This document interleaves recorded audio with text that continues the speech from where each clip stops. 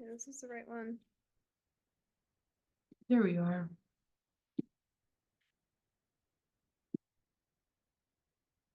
We got this.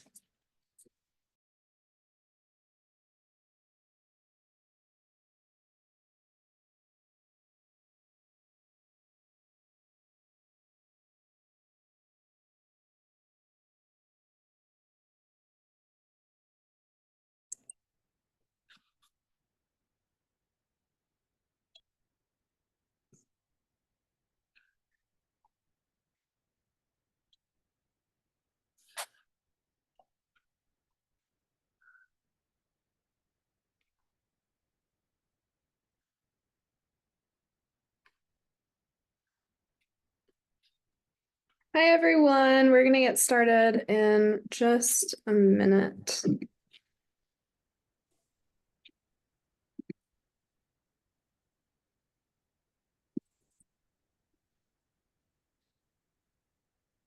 Mackenzie, no problem.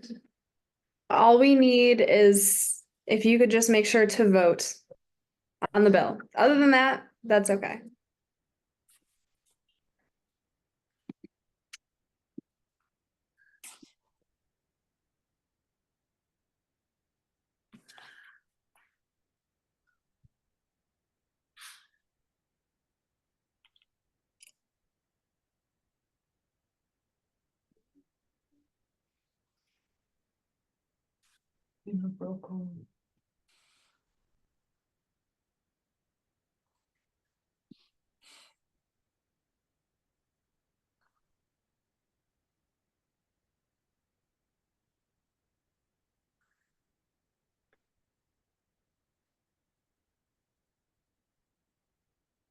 I'm making a new one right now. If you look at the bottom, 619.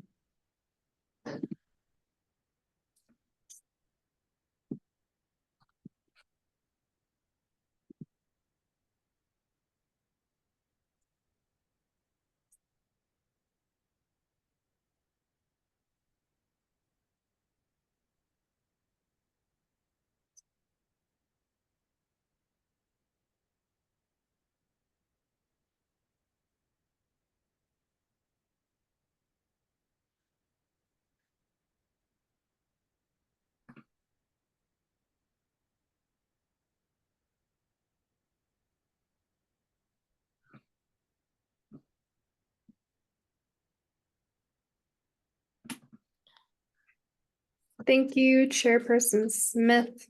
Not a problem.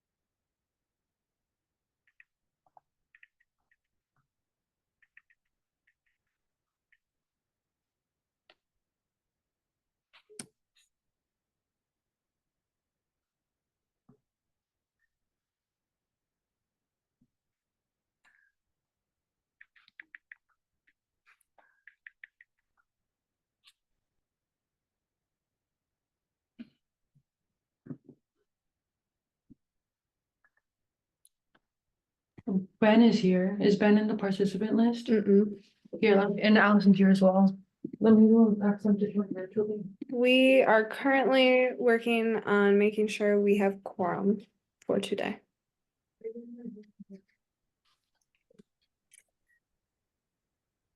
Well, I had a quick question. So on the timesheet, it says remote or campus. I'm on campus now, but this is a virtual meeting, so should I still put remote? Nick. So if you're on campus, you can clock in through with a clock machine. Anywhere that you're on campus. Was that your question? Oh, I was wondering whether I should put remote or on campus for the timesheet. Oh, you should put on campus. Yeah, anywhere.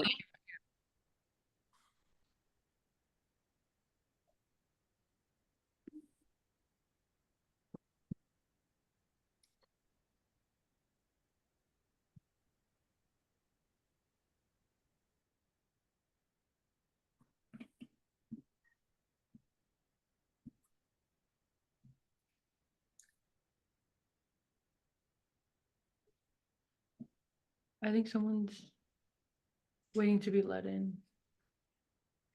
Or at least that's what I was told. Doesn't look like it.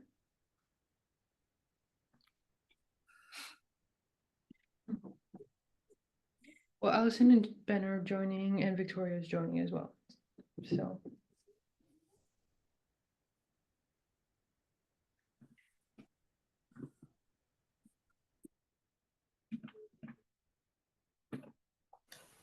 Good afternoon, everyone. All right, I think we have quorum. Also Mackenzie, yes, the OUSC table is gone because We have a GBM. we have GBM, so we would prefer to have everyone here rather than tabling, especially because we need quorum. Okay. All right, I will go ahead and call this meeting to order at 5:07 PM. And we will go ahead and move on to roll call voting. Alrighty, Speaker Johnson, Present. Chairperson Smith, Present. Chairperson Verzillo, Present. Chairperson Markowitz, Present. Chairperson Smith, Legislator Lunger, Present. Legislator Childs, Legislator Drzwicki, Present. Legislator Fosna,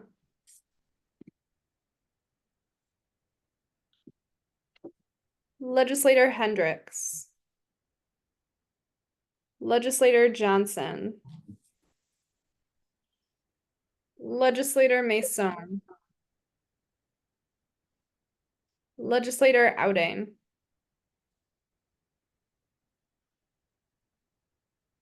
Legislator Sabaj,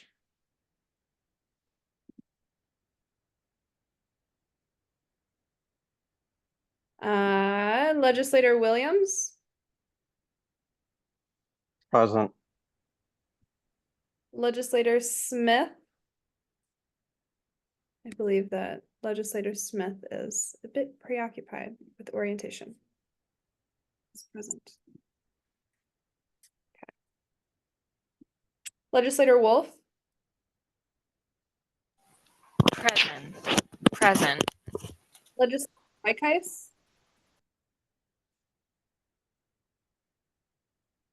Present. and then Legislator Childs, are you present or present and voting?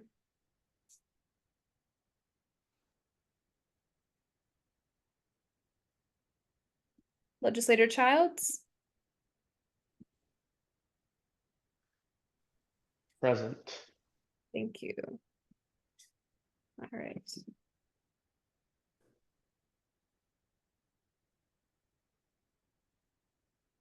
All righty. Appreciate it. Thank you. Okay, so we have met quorum. Hooray. All right, next we will go ahead and move on to our land acknowledgement. We recognize the wrongs done to those forcibly removed from their homelands and commit to fostering an environment of inclusion that is responsive to the needs of First Peoples through our words, policies, and actions. Moving on, we will go to the approval of the approval of agenda using a voice vote. Are there any nays? Any yays? Yay. Yay. All right, with that, the agenda has been approved. Moving on, are there any announcements at this time? All right, hearing none. Are there any comments from the gallery at this time? Hearing none, we will move on to old business. First up is CB 6702. This is presented by President Garcia. President Garcia, you have the floor. Hey everyone. All right, so this is the second reading of this bill. Again, this is just to amend the compensation part of our budget. As you guys know, I'm sorry. As you guys know, so basically again, I've told this story maybe a couple of times, but I'll say it again just to make sure that everyone is on the same page. We were given a starting account balance back in April that we had made our budget based on, but it was inaccurate because we were not aware that there were several transactions from the past administration that were very, very big in size and had impacted our budget to be a lot lower than we thought it was.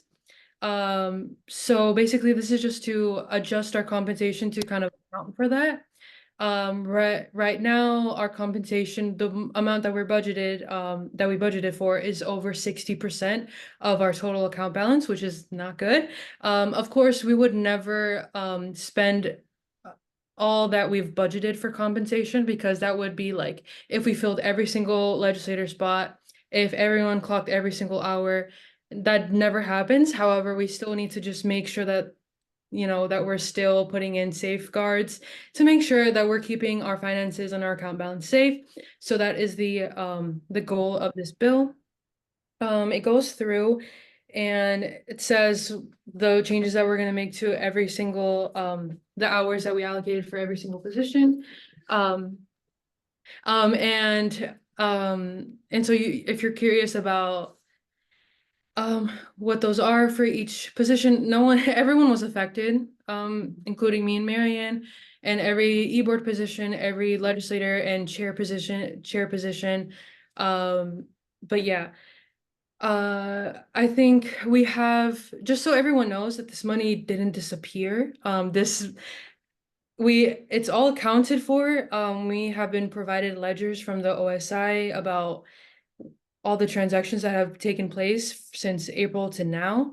If anyone is interested in seeing them, they were emailed to you by Speaker Johnson. However, I know that sometimes those ledgers can be hard to read, and sometimes you might just want a copy to see in person. Whatever the case may be, if you have any questions, please feel free to stop by the Student Congress office or DM me on Slack. We can figure out a way to talk about them, but all of that is open and free information for you guys.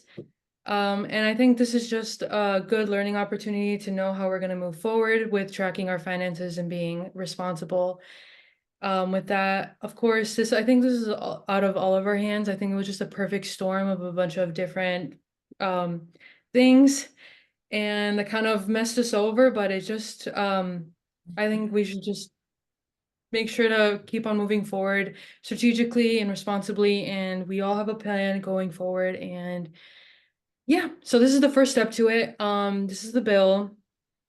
I don't think I need to do a straight read through. If anyone needs any more time or questions, please let me know. And that's my presentation. All right, are there any questions, comments, or concerns regarding CB 6702 at this time? All right, hearing and seeing none, we will go ahead and move on to a roll call vote.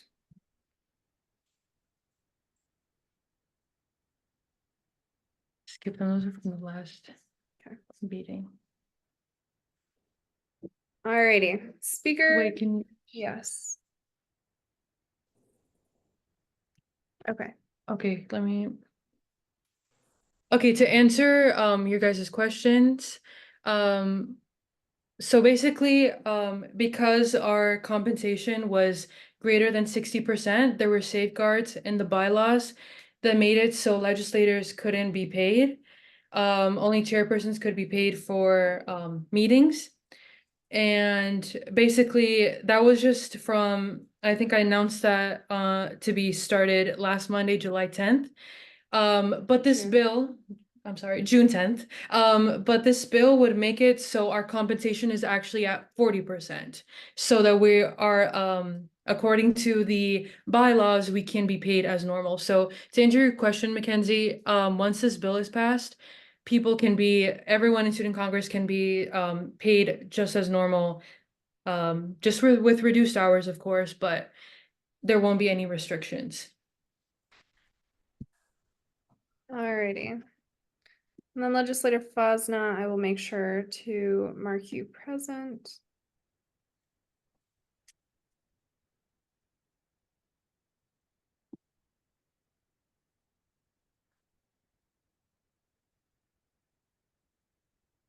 Right. Speaker Johnson, Yay. legislator Outing, are you present or present and voting?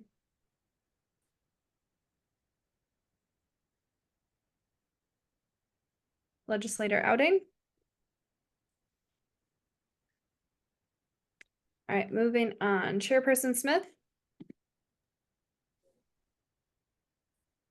Yay. Chairperson Verzillo, Yay. Legislator Smith, are you present or present and voting? And thank you, legislator Outing. Jay Cooper's not on that roll call, it's just. Present. Thank you very much. Okay. You can probably just write his name in. Let me make sure I don't go through this.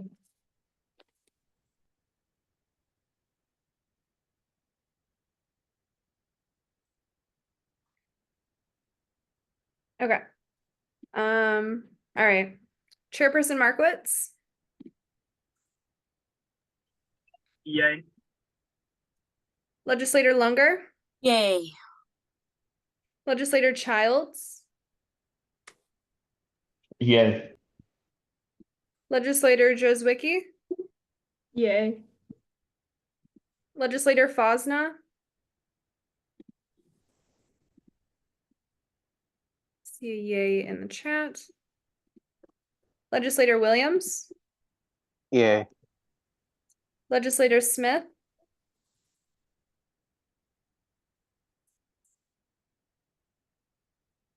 legislator. Present, sorry. Oh, no, you're good. Do you choose to vote yay, nay, or abstain? Oh, sorry. Yay. Thank you.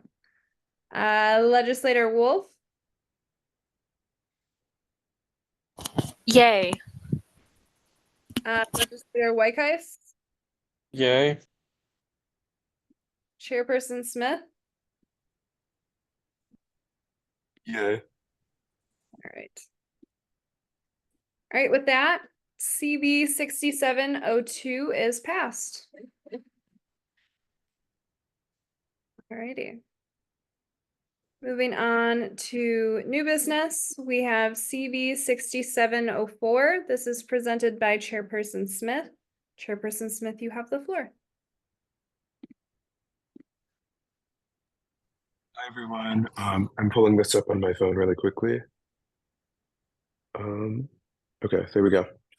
All right, hi, everyone. Who's ready?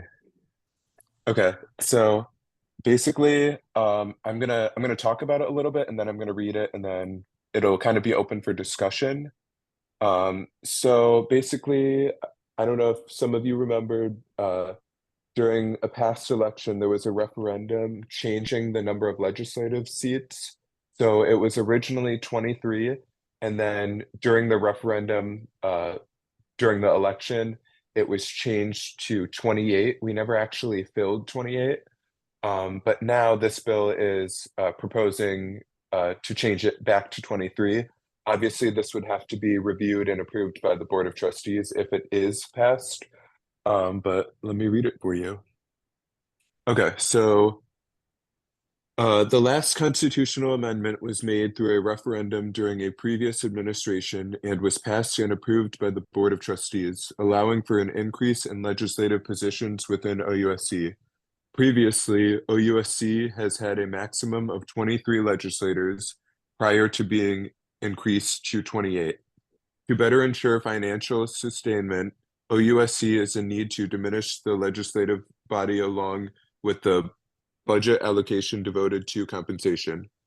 Let it hereby be amended by the members of the legislature and executive board of the Oakland University Student Congress for the betterment of the campus and student life to amend Section B of Article 1 of the Constitution, reducing it from 28 to 23 members. So again, it's not taking anything, it's not going any lower than what we previously had under the last administration.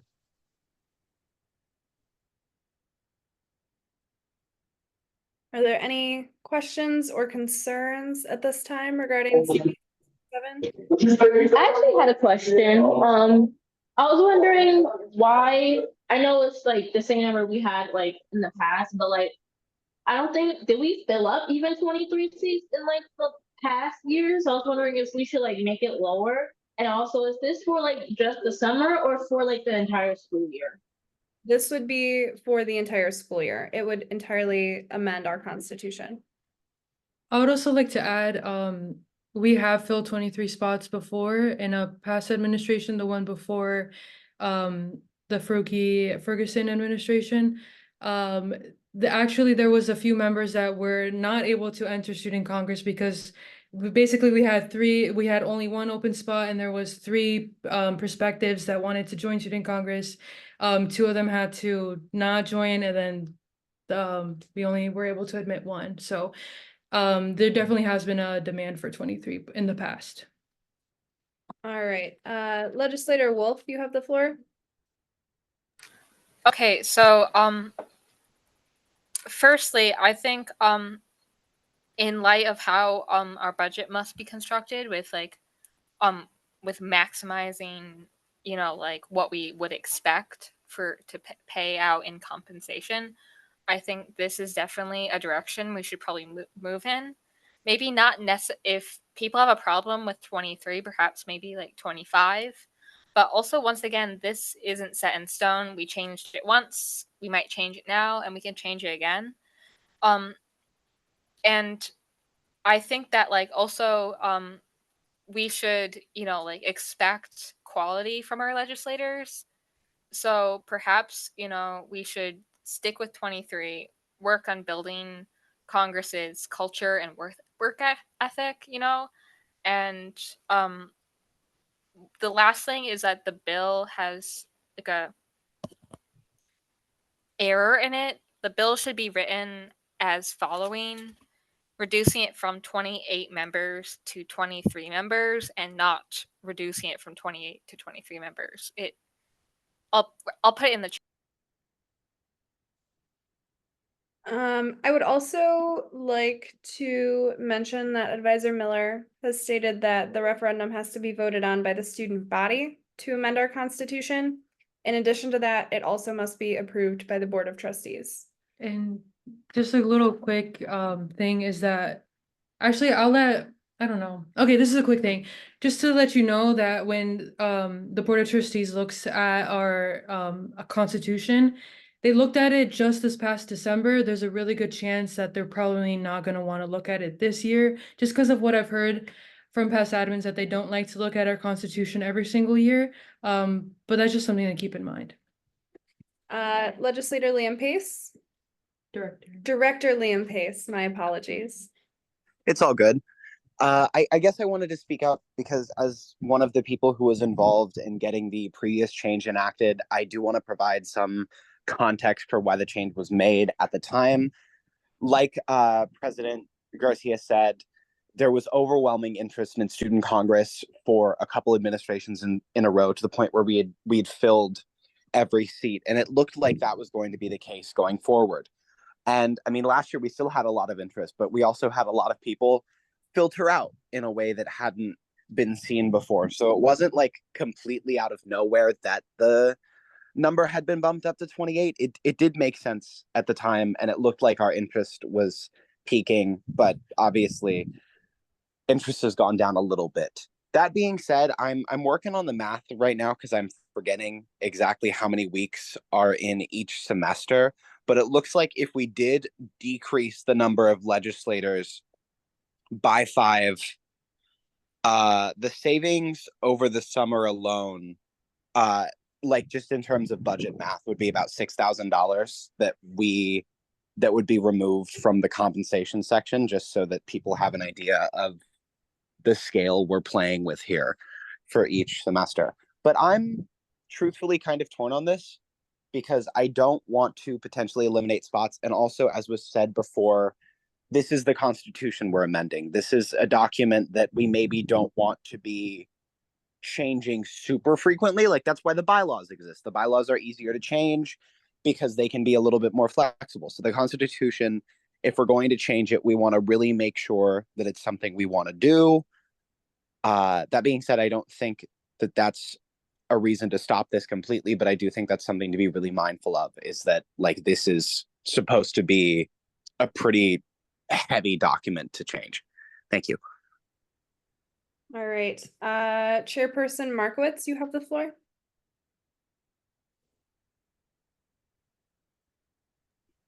Thank you. So I guess a few things from me. First of all, is just a clarifying question.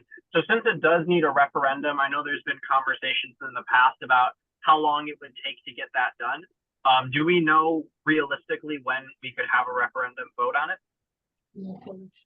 I would say the next presidential election for Student Congress. So this would Okay. not happen until probably like April. Okay. So I think then that it is important to keep in mind that, like, wherever we're at right now, obviously could change a ton by that point. But as of now, I think it is, like, I'm definitely in favor of reducing the number. I think it's important to keep in mind that Student Congress is a job.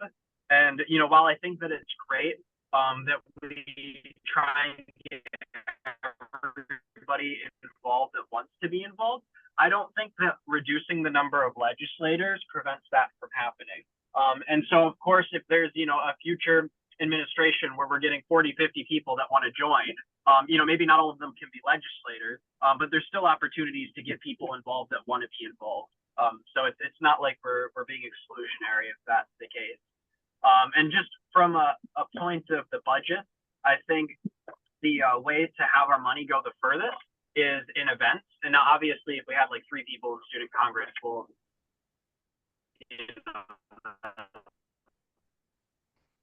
that's not enough people. But with the amount that we have, plenty of events, and I think that extra money that would come from removing those legislator positions, like what Director Lehman Pace pointed out, is pretty substantial, and would allow us to go a lot further. Thank you. I yield. All right, Advisor Miller, you have the floor. Thank you. I just want to also reiterate what Chairperson Markowitz had said, because I think you have great opportunity here. If you see that more people, more students want to be involved with OUSC, that where you can tap them into your committee positions in your committees and fill them up with individuals and can learn the ropes about being involved with OUSC, and then make a decision to run for election in the winter semester. I think would be a great compromise if you decide to lower the number of legislators but still keep people involved, because you need to fill up those committee opportunities, and that's fostering them to get them further involved and fostering them to want to be your student leaders for the future. Thank you. All right, Chairperson Smith, you have the floor. Okay, I wanted to start this off with saying I do like this idea, and I would most definitely vote for it at our next GBM if it weren't for the fact that the amount of time that we would have to wait for something like this to come into effect just because of circumstantial reasons is so long. We might as well at least push this off for a little while just to see if our circumstances do change and see if opinions do change. I just don't think it's the bestest of times to pass something like this. Maybe come like October and November we can look at it again, but as of now, I'm not exactly so sure. All right, Chairperson Smith, you have the floor. Okay, can you all hear me? Okay, so I guess this is kind of a question that I was kind of asking myself. So like I know when we did have the option to have 28 legislators, I know we didn't get to 28, but we did have more than 23. Um, did we, and this is for anyone to answer, did we notice like a huge like positive impact? Like has it helped us a lot, or are we just seeing kind of like the same stuff? Can you repeat that question, please? I'm Yeah, so I guess this is just like a little question. So when I know we never got to 28 legislators, but I know we did have more than 23 at one point. I guess the question is like, when we did get more legislators, have we noticed like a huge like change? Like, has it helped us a lot, or has it been like have we seen any improvement? I guess I'm asking.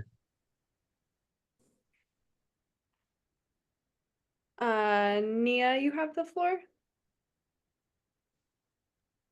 Oh, does anyone know the answer to Jay's question? I'm kind of curious, and I also have a question too. Do you want to go ahead and share your question now? Yeah, so I was wondering if there can be like a temporary amendment put in the bylaws about this change. Because I think SAFB has something similar in our bylaws where we can make a temporary change, and then until like there's like an actual like meeting until it's voted on, then there will be like it will be permanent or it will be like dissolute. I don't believe we can make a I don't think there's temporary anything in our change. bylaws or constitution that allows us to do that. Because, yeah, like President Garcia said, nothing mentions a temporary change within our bylaws, and this is within our constitution instead of our bylaws. Legislator Wolf, you have the floor. Hold on one second. I'm sorry. I just forgot exactly what I was gonna say. Well, okay, here it was. Okay. Would it be would it be more advantageous for us to change our bylaws to having our budget be based upon maybe like how many legislators we currently have, like plus 2 extra as like a cushion? Because obviously, if people are going to become legislators mid mid administration, we have to approve it. So it's not like we might just accidentally get 5 more people. We could be like, oh, we didn't budget, we only budgeted for 2 extra people, you know, and stuff. Because it might be more advantageous for us to change what is making this so tricky rather than just doing the most obvious solution.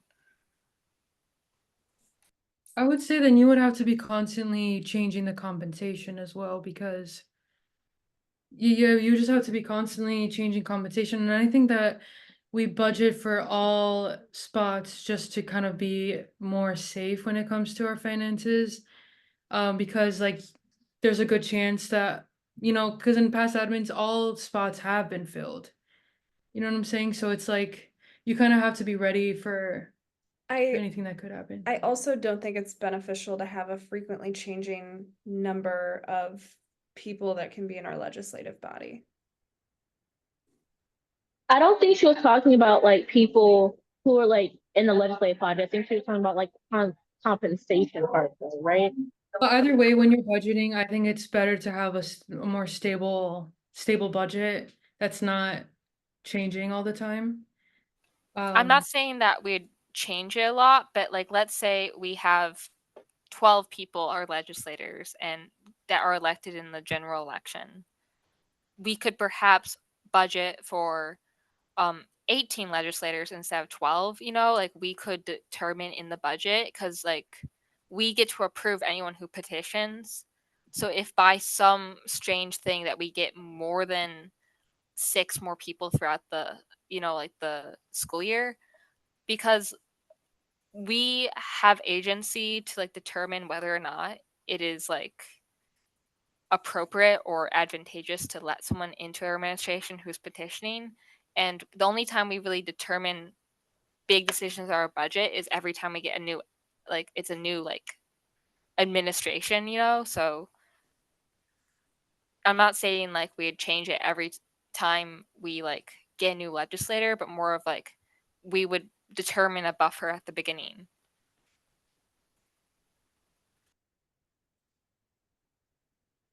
Okay, Speaker Johnson? My turn.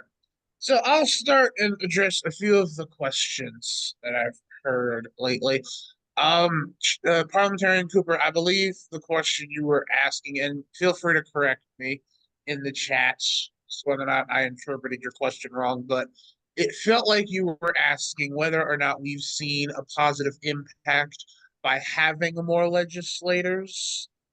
From my personal experience, last year helping legislators go through the process, and this year doing the same, I've always operated on wanting as many people to be in Congress as want to be. I can't say one way or another whether or not I've seen a more positive impact from more people. It kind of goes both ways there because more people have an opportunity to get involved, but that also brings the potential for that many people to not get involved, which makes life difficult for everybody. So I personally can't say one way or another how that goes. I believe Mia had a question about temporary amendments. Unfortunately, the way the Constitution's written, you can't do anything temporary in regards to it. It's kind of set in stone. That's why it's so hard to change, and it takes such a long process to do so. And that's why the bylaws can change frequently because we don't need as many people involved in that process as that goes. And then to Legislator Wolf's idea, I understand the logic of where it comes from. The problem we'll run into is that if we don't budget for the maximum amount of legislators that we can have, we risk spending money that we need to let more legislators in. So then it could potentially become a problem of, well, we only budgeted for, say, 18 legislators, granted only 12 were elected in, but now we're pushing to have 19 or 20. So where are we going to get the money to budget for the rest of these people to get paid? And what are we willing to take it out of to make that happen? So that's a risk we run in with that. And I would also like to echo Advisor Miller's statement about being able to utilize committee placements for people who want to be in student Congress if we've reached our capacity, because I think it's a great idea saying that we always are talking about wanting committees to get filled, that we allow students to, what are they called, non-members or what have you, so that they have the opportunity to be involved in Congress and the things we do without having to go through the electoral process unless they want to. That is my TED Talk. I will leave it there. All right, Director Lehman Pace? To speak to a couple of the points that have been brought up, I guess when looking at why we originally raised the threshold, it was to try and get as many voices into Student Congress as possible. This is a body that's meant to represent the entire Oakland University population. If you look at other similarly sized schools, some of these schools have massive legislatures. Like it's insane. I think Grand Valley, which if I'm not mistaken, Grand Valley has more people than us, but they also have almost double the size of our legislature and not even double the student population, not to mention their other student government areas. But needless to say, we are kind of a small student government as far as things go, and that makes sense because we're a big outlier in regards to paying our legislature, which is something that I'm immensely proud of. I think that this is hard work. You look at Michigan State, which has the money to hire lawyers on retainer, but can't pay their own workers. A little bit insane to me when those people are in meetings for like 7 hours a week. So I think that, and that was something that was really hard fought. There was a lot of backlash against paying legislators. And my concern is that if we're changing the number of legislators every year or every other year, or if we're massively reworking the compensation policy so that we can change it on the fly, maybe the Board of Trustees is going to rethink us being allowed to be paid at all. because at the end of the day, it's somewhat at their discretion. And so a concern that's arising, especially like, and no shade to Legislator Wolf's plan. I understand trying to workshop new things, but I think sort of like that sort of amending the limit just sort of routinely almost feels a little bit exclusionary to me, because it means like, oh, we want you involved, but we have to make sure that we bump up the amount of spaces required first, or something to that effect. But I think as the discussion goes on, I'm starting to be a little bit more against this proposal, just because I believe that we should try to have as many voices involved in student Congress as possible. And I do like the idea of potentially bringing non-legislators into committees, but my other concern would be undercutting the work that legislators are doing, again, in the eyes of administration. Like, hey, if non members of student Congress are sitting in the committees and committing to discussion unpaid, why are we paying the legislators? At the end of the day, I'm just worried about legislators losing their pay. Thank you. Alrighty. To respond to Nia, we would be lowering it to 23. Oh, just kidding. I read that wrong. You edited it. Okay. That would be something for Chairperson Smith to consider. President Garcia. And also, you guys as legislators can also propose a new number as well. But anyways, what I was gonna actually say is that I feel like there's been kind of like conflicting points made, because on one side, and I'm not saying that I'm for or against this bill, I'm kind of still feeling it out. But I know that some people are saying, hey, like we're not even gonna fill 28. But then at the other side, people are I've heard that, we could save money from this, but at the same time, you're not really saving money if you're not gonna fill them either way, if you see what I'm saying. Like just budgeting for them just kind of safeguards that money in the budget. But if we don't fill them all, we're not going to be spending all of that money, if that makes sense. So I guess, yeah. So I guess like if you're saying that like we're not going to be filling 28 after all, then we're not even going to be spending that money anyways. But if we do end up filling all 28, then we will be spending a whole lot on compensation. So I guess those are just two like conflicting points that I was just gonna bring up with regards to saving money. And I lost my train of thought. There we go.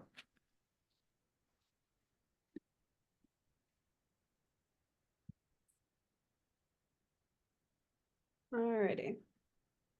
Director Levin Pace said, I do think deferring this closer to the election might be a good idea. Deferring probably what you would in the Okay. Are there any other comments or questions at this time? Speaker Johnson.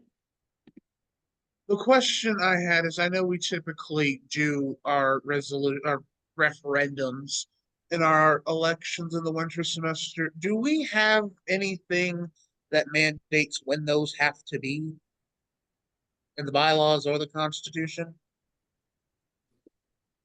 Well, I guess you could look into some type of like a special election. However, I don't know how beneficial that would be if we still have to have the Board of Trustees look at it. So yeah, I know. I get your point there. My only question was like, do we specifically have it lined up when we can hold referendums? Because that seems to be a point that's being made a lot, but I don't recall if we do. I would have to look over the Constitution, but as to my knowledge, no.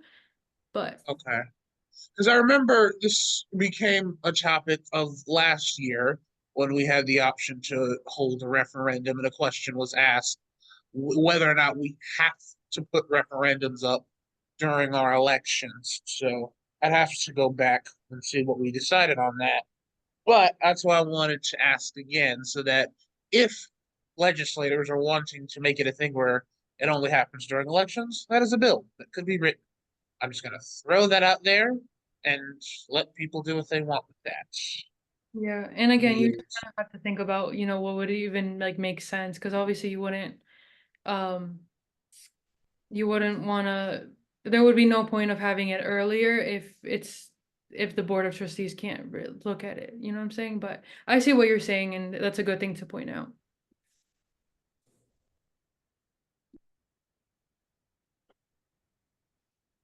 Alrighty. Okay, any other questions or comments at this time? All right, seeing none, we will go ahead and move on. Next up is discussion. Is there any discussion at this time? Okay, seeing none, we will move on to legislative updates. Speaker Johnson, you have the floor. Hello.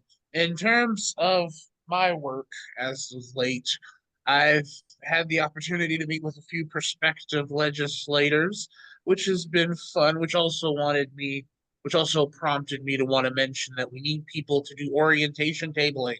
There's a couple of the people who've reached out to me did so from orientation. So make sure we're doing that. Not everyone. It's only been like 2 people, maybe 3. So I wanted to mention that. I had a chance to meet with some government relations folks with VP Brummer. That was fun. We had a decent chit chat. And well, now I'm here. So that covers me for the rest of the week.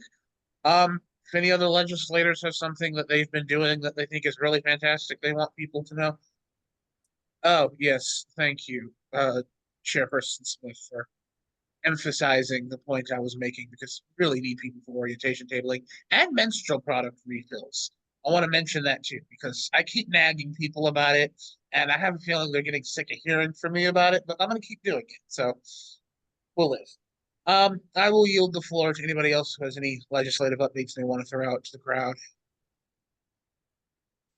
Legislator Wolf. Due to like life circumstances, I haven't been able to get out and refill menstrual product dispensers for the past 2 weeks. And shockingly, in those 14 days, no one has refilled any menstrual product dispensers. The last time they were filled is when me and Allison went out and did that. And if me and Allison are busy, 2 people out of how many people are part of this Congress is a little bit ridiculous. And we shouldn't, because the next people who are going to start to step up would be President Garcia and Vice President Brummer, but they have a lot more important things to do than do that type of work. Chairperson Smith, you have the floor. All right, so I have a couple things. One, I am going out to refill menstrual products tomorrow if anyone would like to join me. I don't know exactly what time yet, but I'm thinking on it. My second thing, the Judiciary Committee also has 2 more spots that needs to be filled, so if anyone is interested, just let me know. And yeah, as I said in the chat, we need people for orientation tabling. I'm very sick of showing up at OU at 9 o'clock and staying until like 6:30, 7 o'clock at night. Like I very much cannot be doing that as much as I already am. Legislator Drzwicki. Yeah, I just wanted to echo something that President Garcia told me earlier to when you table, to make sure people follow the Instagram first and then give them a t-shirt, because I think we got a lot of followers today. We got like 5 to 10, so. That is great to hear. All right, moving on. Are there any liaison reports at this time? Legislator Lunger, you have the floor. PCO was hosting the next gardening event on Friday, June 28th at 4 p.m. It will be at the Native American Heritage Site. We will be weeding and maintaining the corn crops and pollinator gardens. All right, thank you. Moving on, are there any updates related to legislative projects and initiatives? Legislator Lunger? Yes, I've actually, I'm working on a bill to fund 6 new menstrual product dispensers in South Foundation Hall. I will present the bill at next week's GBM. Thank you for the update. Moving on, are there any questions related to legislative reports at the time? All right, seeing none, we will go ahead and move on to executive reports. First up, we have President Garcia. Hey everyone, so this past week, I guess we just talked last Wednesday, but for this past week, we've been finalizing e-board interviews. We have our final 2 e-board members going up for approval next GBM, so we'll have a complete cabinet for the summer. So that's pretty exciting. We also, Marion and I, we met with Bhavani Conero from UTS. That's like the I guess the tech department and at OU, and basically we discussed having a student congress website and kind of like the security issues with that, and then we kind of followed up with that initiative with today's meeting with VP McIntosh. He gave us a little bit more insight about the website ordeal.